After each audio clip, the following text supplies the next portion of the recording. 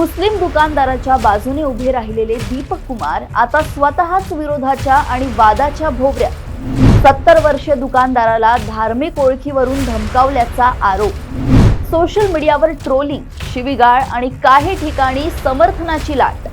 मध्ये पडणाऱ्या दीपक कुमार उर्फ मोहम्मद दीपक यांना राहुल गांधींनी म्हटलं देशाचा हिरो। उत्तराखंडमधील पौडी गढ़वाल जिल्ह्यातील कोटद्वार येथे 70 वर्षीय मुस्लिम दुकानदार वकील अहमद यांना धार्मिक ओळखीच्या आधारे दुकानाचे नाव बदलण्यास धमकावण्यात आलेल्या प्रकरणात मध्यस्थी करून त्यांचा बचाव करणारे जिम चालक दीपक कुमार उर्फ मोहम्मद दीपक आता स्वतःच विरोध, नारेबाजी, धमक्या आणि ट्रोलिंगचा सामना करतायत। ही घटना 26 जानेवारी 2026 रोजी घडली असून त्यानंतर 31 जानेवारीला त्यांच्या विरोधात मोठा जमाव रस्त्यावर उतरला। 26 जानेवारी रोजी कोटद्वार परिसरात एक व्हिडिओ समोर आला। या व्हिडिओमध्ये काही लोक 70 वर्षीय दुकानदार वकील अहमद यांना धमकावत असल्याचे दिसतंय।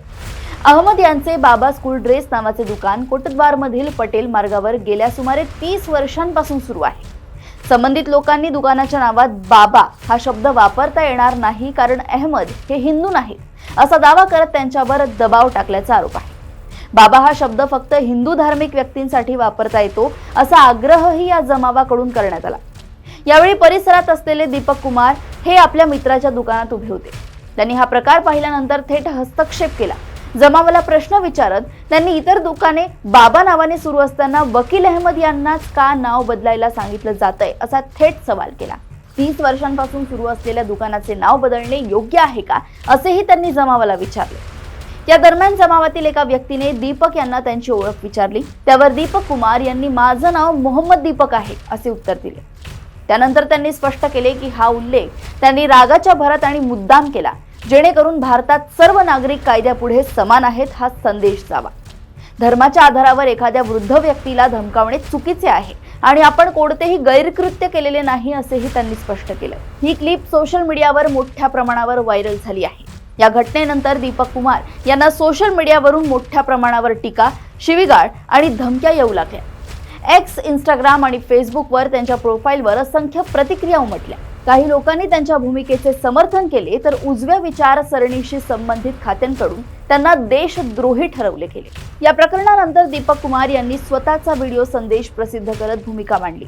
या व्हिडिओमध्ये ते म्हणाले की हिंदू असो वा मुसलमान कोणालाही टार्गेट करणं योग्य नाही। आपल्या देशाला द्वेष नव्हे, प्रेम आणि आपुलकीची गरज आहे। या घटनेनंतर परिस्थिती आणखी चिघळली। 31 जानेवारी रोजी कोटद्वार मधील एका पार्क मध्ये 40हून अधिक लोक एकत्र जमले आणि दीपक कुमार यांच्या विरोधात घोषणाबाजी केली। यावेळी पोलीस घटनास्थळी उपस्थित होते, मात्र तरीही नारेबाजी सुरूच होती।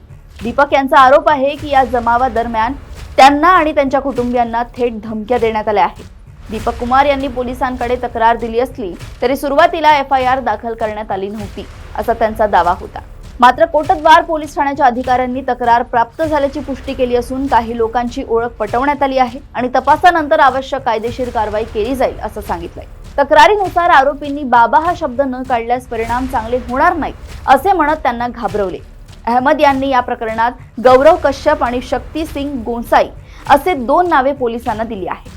या संदर्भात पौडी गढ़वालचे वरिष्ठ पोलीस अधीक्षक सर्वेश पनवार यांनी सांगितलंय की पीडित वकील अहमद यांच्या तक्रारीवरून कोटद्वार पोलीस ठाण्यात FIR दाखल करण्यात आली आहे। या प्रकरणानंतर कोटद्वार मध्ये आणखी एक मोठा जमा झाल्याने परिस्थिती अधिक तणावपूर्ण झाली।